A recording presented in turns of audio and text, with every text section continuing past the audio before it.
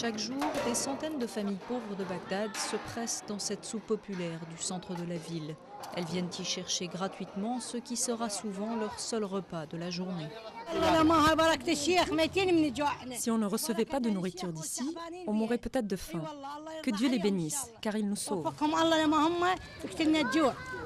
Comme 7 millions de ses concitoyens, Saad vit en dessous du seuil de pauvreté. Pour le gouvernement irakien, cela signifie vivre avec moins de 2 $ par jour et par personne. 22% de la population est dans ce cas. Un fléau hérité des années de guerre et d'embargo que le nouveau gouvernement espère réduire.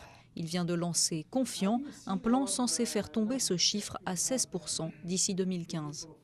Je pense que maintenant, ce ne sera pas difficile d'atteindre ce nouveau taux parce que la situation sécuritaire s'améliore, l'économie aussi, et nous avons adopté un plan de développement sur 5 ans.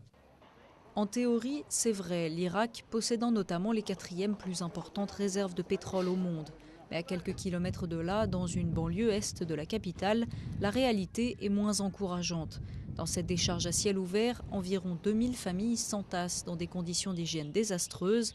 Ni eau, ni électricité, ni école, ceux qui vivent là se sentent oubliés. Je vous dis la vérité. Personne n'en a rien à faire de nous. Personne ne nous aide. Personne n'est venu nous rendre visite pour voir comment on vit au milieu des ordures, sans aucune aide. Pour améliorer la situation, un rapport de l'ONU sur l'Irak préconise une diversification de l'économie.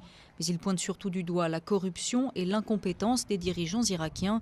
Selon l'ONG Transparency International, l'Irak est au 4e rang mondial des pays corrompus.